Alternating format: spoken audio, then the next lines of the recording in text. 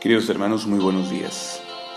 Bienvenidos a Devocionales Clásicos, un espacio para la lectura en voz alta de textos sobre formación espiritual, de los cuales, en palabras de Richard Foster, mucha gente, con el paso del tiempo, ha sacado fuerza de sus verdades y da testimonio de su valía.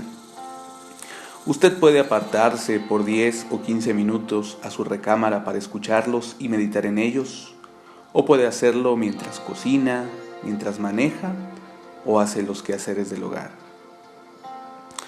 La lectura de hoy corresponde a fragmentos de El espíritu de las disciplinas, del reconocido filósofo y profesor Dallas Willard. En este libro él trata de poner un fundamento para comprender cómo Dios cambia la personalidad interna y nos conforma más profundamente al camino de Cristo. Le invito a escuchar.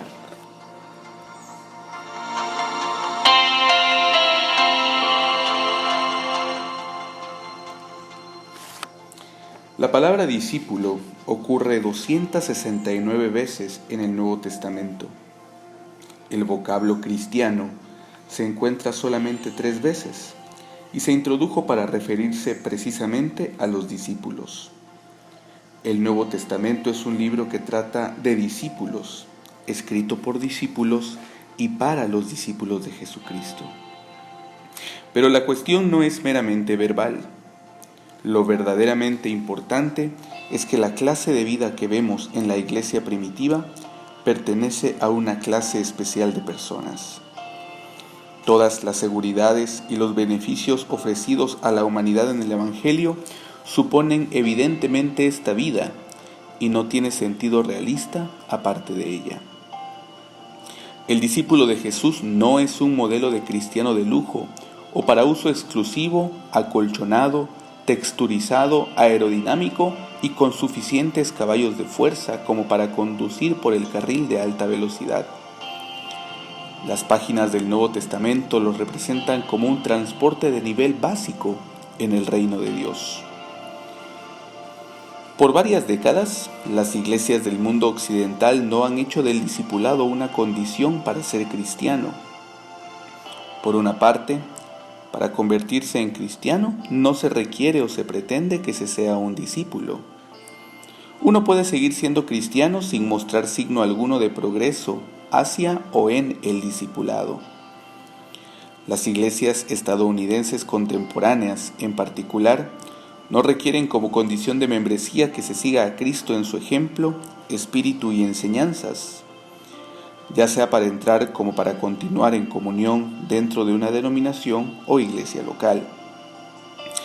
Cualquier excepción a esta afirmación solo sirve para destacar su validez general y hacer la regla más evidente. En lo que concierne a las instituciones cristianas visibles de nuestros días, el discipulado claramente es opcional.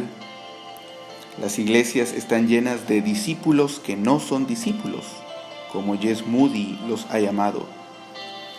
La mayoría de los problemas en las iglesias contemporáneas tienen su explicación en este hecho. Los miembros no se han decidido todavía a seguir a Cristo. Hay muy pocos buenos resultados cuando se insiste en que Cristo debe ser el Señor. Sin embargo, presentar el señorío de Cristo como una opción lo coloca en una categoría parecida a la que tienen los accesorios decorativos en un auto nuevo y que aún somos incapaces de saber qué hacer con ellos.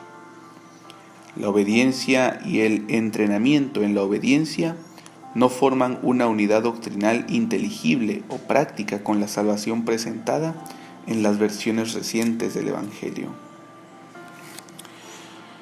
Un modelo diferente fue instituido en la gran comisión que Jesús dejó a la iglesia. La primera meta que Jesús expuso a la iglesia primitiva era que usara todo el poder y la autoridad que Él les daba para hacer discípulos. Solo los discípulos debían ser bautizados en el nombre del Padre, del Hijo y del Espíritu Santo.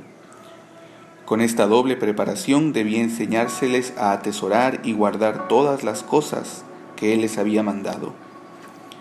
La iglesia cristiana del primer siglo fue el resultado de seguir este plan de crecimiento, un resultado muy difícil de superar. Pero en lugar del plan de Cristo, una tendencia histórica lo ha sustituido. Hagan discípulos a una fe práctica particular y bautícenlos para que se unan a la membresía de la Iglesia. Esto provoca dos grandes omisiones de la Gran Comisión. En primer lugar, y muy importante, comenzamos por dejar de lado el hacer discípulos o alistar a la gente como estudiantes de Cristo, cuando debiéramos dejar que todo lo demás esperara. También omitimos el paso de hacer que los nuevos convertidos pasen por el entrenamiento que los llevará cada vez más a hacer lo que Cristo mandó. Estas dos grandes omisiones están conectadas entre sí. Al no hacer discípulos de los convertidos, es imposible que les enseñemos cómo vivir como Cristo vivió y enseñó. Eso no era parte del paquete. No fue para eso que se convirtieron. Hoy en día, cuando se les confronta con el ejemplo y las enseñanzas de Cristo, la respuesta es menos de rebelión o rechazo que de perplejidad. ¿Cómo nos relacionamos con estas enseñanzas? ¿Qué tienen que ver estas enseñanzas con nosotros? Cuando Jesús caminó entre los hombres, era relativamente sencillo ser discípulo. Ante todo, significaba ir con Él en una actitud de estudio, obediencia e imitación. No había cursos por correspondencia. Uno sabía qué hacer y lo que le costaría. Simón Pedro exclamó: «He aquí, nosotros hemos dejado todo y te hemos seguido». La familia y las ocupaciones fueron abandonadas por largos periodos para ir con Jesús, mientras Él caminaba de lugar en lugar, anunciando, mostrando y explicando el gobierno de Dios. Los discípulos tuvieron que ir con Él para aprender a hacer lo que Él hacía. Imagine hacer eso hoy. ¿Cómo reaccionarían a este abandono los miembros de la familia, los empleadores y los colaboradores? Probablemente concluirían que no nos importan y que ni siquiera nos importamos a nosotros mismos. ¿No pensó esto Zebedeo cuando veía cómo sus dos hijos abandonaban los negocios de la familia para hacerle compañía a Jesús? Pregúntenle a cualquier padre en una situación similar. De manera que Jesús observó que uno debe renunciar aún a las cosas más queridas, como es la familia. Si alguno viene a mí y no sacrifica el amor a su padre y a su madre, a su esposa y a sus hijos, y aún su propia vida. Jesús dejó bien claro que eso era necesario para acompañarlo. Dejó bien establecido un hecho ineludible. Era la única puerta posible al discipulado. Aunque era costoso, el discipulado tuvo una vez un significado muy claro y franco. La mecánica no es la misma hoy en día. Literalmente, no podemos estar con Jesús de la misma manera en que estuvieron sus primeros discípulos, pero las prioridades e intenciones, el corazón y las actitudes internas de los discípulos son para siempre las mismas. En el corazón de un discípulo hay un deseo y una decisión o propósito establecido. El discípulo de Cristo desea, por encima de todo, ser como Él. Dado este deseo, producido por lo general por las vidas y las palabras de los que ya están en el camino, hay una decisión que debe tomarse, la de querer llegar a ser como Cristo. El discípulo es alguien que está resuelto a llegar a ser como Cristo y de esta forma a vivir en su fe y práctica para redirigir sistemática y progresivamente todos sus asuntos a este fin. Por medio de estas acciones, aún en nuestros días, uno que se enliste en el entrenamiento de Cristo llega a ser su alumno y su discípulo. Y si queremos llegar a ser como Cristo, ese deseo se hará evidente a cada persona a nuestro alrededor, así como a nosotros mismos. Sin duda, Las actitudes que definen actualmente a un discípulo no pueden llevarse a cabo dejando a la familia y los negocios para acompañar a Jesús en sus viajes por los alrededores.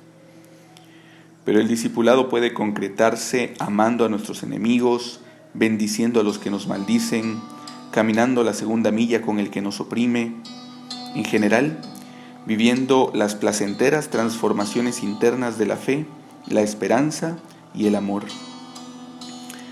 Hoy en día, estos actos, realizados por la persona disciplinada con manifiesta gracia, paz y gozo, hacen del discipulado algo no menos tangible y escandaloso de lo que fueron las deserciones del pasado. Cualquiera que entre al camino puede verificar esto, y él o ella probarán que el discipulado está lejos de ser espantoso. En 1937, Dietrich Bonhoeffer presentó al mundo su libro El precio de la gracia. Era un ataque magistral contra el cristianismo fácil o la gracia barata, pero sin restarle importancia. Quizás aún más dio fuerza al concepto del discipulado como un costoso exceso espiritual, destinado especialmente solo para aquellos que han sido guiados o llamados a él. Era adecuado señalar que uno no puede ser discípulo de Cristo sin perder aquellas cosas que normalmente se buscan en la vida.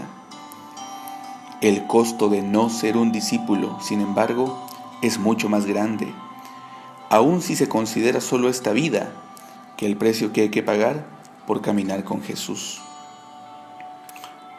No ser discípulo cuesta no poseer la paz duradera, la vida saturada por completo por el amor, la fe que lo ve todo a la luz del gobierno primordial de Dios para bien, la esperanza que se mantiene firme en las circunstancias más desalentadoras, el poder para hacer el bien y resistir las fuerzas del mal. En pocas palabras, cuesta carecer de esa abundancia de vida que Jesús dijo que vino a traer.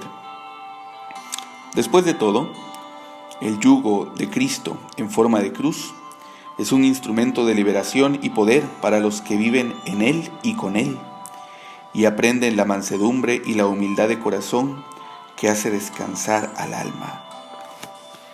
La perspectiva correcta es ver el seguir a Cristo no solo como una necesidad, sino como el cumplimiento de las más altas posibilidades humanas y como vida en el plano más elevado.